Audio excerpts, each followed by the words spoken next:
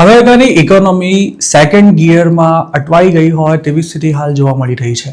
ખાસ તો તેનું $58 ટ્રિલિયન બોન્ડ માર્કેટ આ વાતના મજબૂત સંકેત આપી રહ્યું છે.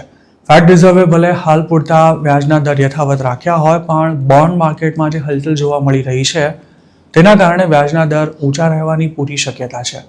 અમેરિકાનું સ્ટોક માર્કેટ ભલે ટોપ ગિયરમાં દોડી રહ્યું હોય પરંતુ bond market inflation, Iran war, tariff અને અન્ય જીઓપોલિટિકલ પરિબળોની યુએસની ઇકોનોમી પર શું અસર થઈ રહી છે અને શું થવાની છે તેનો મજબૂત અણસાર આપી રહ્યું છે.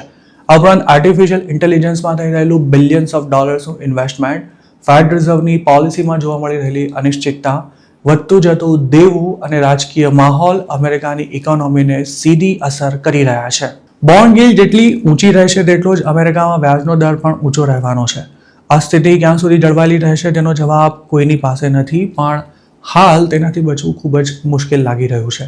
ખાસ તો નવું મકાન ખરીદવા ઈચ્છતા લોકો માટે હાઈ બોન્ડ yieldસૌથી મોટી સમસ્યા બને છે, કારણ કે મોર્ગેજ રેટ્સ 10 વર્ષની ટ્રેઝરી yieldના આધારે નક્કી થતા હોય છે. આ ઉપરાંત ક્રેડિટ કાર્ડથી ખર્ચા કરનારા અને સ્ટુડન્ટ લોન લેનારાને પણ વધારે વ્યાજ ચૂકવવું પડે છે. અમેરિકાની મોટી મોટી ટેકનોલોજી કંપનીઝ પણ AI ડેટા સેન્ટર્સ બનાવવા માટે બિલિયન્સ ઓફ ડોલર્સની લોન લઈ રહી છે, પણ ઊંચા વ્યાજ દરને કારણે તેમની કોસ્ટ પણ વધી ગઈ છે.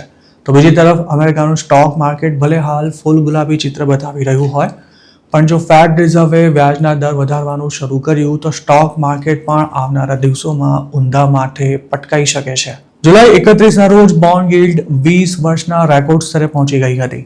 તે દિવસે 10 વર્ષની ટ્રેઝરી yield 4.75% અને 30 વર્ષની yield 5.27% રહી હતી, જ્યારે 2022ની શરૂઆતમાં તે 2%થી પણ નીચે હતી.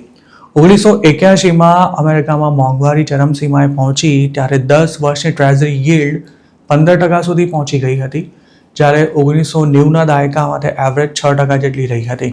1980ના દાયકામાં ઊંચી બોન્ડ yield સામાન્ય ગણાતી હતી, પરંતુ ત્યારે મોર્ગેજ લોન પર 8% જેટલું વ્યાજ ચૂકવવું પડતું હતું. અમેરિકાની ઇકોનોમી પર બોન્ડ માર્કેટનો પ્રભાવ કેટલો જબરજસ્ત છે તે એપ્રિલ 2025માં પણ જોવા મળ્યું હતું, જ્યારે ટ્રમ્પને મન ફાવે તેમ ટેરિફ લાગુ ના કરવાની ફરજ પડી હતી.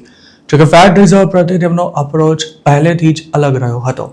ટ્રમ્પ ઈચ્છતા હતા કે દેશની મધ્યસ્થ બેંક ઝડપથી વ્યાજ દરમાં ઘટાડો કરે, પણ તે વખતના ફેડ ચેરમેન જેરોમ પાઉલ ટ્રમ્પનું કશું જ સાંભળવા માટે તૈયાર નહોતા અને ત્યારે તેમના પર ધુઆપુઆ થયેલા ટ્રમ્પે જેરોમને ડફોડ સહિતના શબ્દોથી નવાજ્યા હતા અને તેમને ઘર ભેગા કરવાના પણ ભરપૂર પ્રયાસ કર્યા હતા.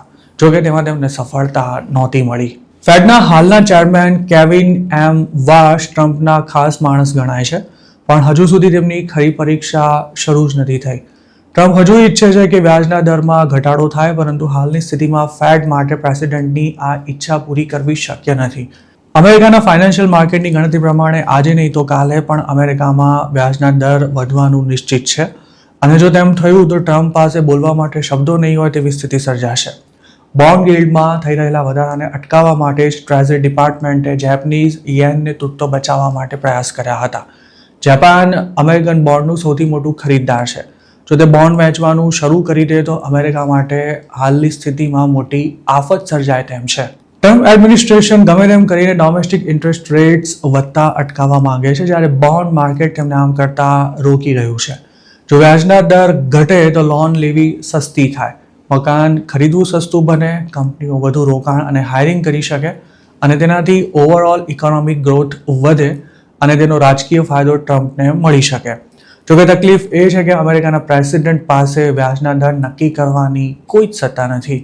ટ્રમ્પ અવારનવાર પોતાની સરકારમાં સ્ટોક માર્કેટ રેકોર્ડ ઊંચાઈએ પહોંચ્યું હોવાની વાતો કરતા રહે છે, પણ જો બોન્ડ yield વધે તો સ્ટોક માર્કેટમાં ઘટાડો થઈ શકે છે. તેની પાછળનું કારણ પણ સીધું છે. બોન્ડને ખૂબ જ સેફ ઇન્વેસ્ટમેન્ટ માનવામાં આવે છે. તેમાં રોકાણકારો સ્ટોક માર્કેટમાં રિસ્ક લેવાને બદલે પોતાના પૈસા બોન્ડ માર્કેટમાં ઇન્વેસ્ટ કરી શકે છે. આમ તો અમેરિકાના સ્ટોક માર્કેટમાં હાલ આવી કોઈ સ્થિતિ જોવા નથી મળી રહી, પણ મહત્વની વાત એ પણ છે કે અમેરિકાનું સ્ટોક માર્કેટ AIના જોરે દોડી રહ્યું છે અને AIમાં ઉધારના પૈસા લાગેલા છે, જેના કારણે માર્કેટમાં રોકાણ કરવું જોખમી બની રહ્યું છે અને ગમે ત્યારે આ બબલ બર્સ્ટ થઈ શકે છે.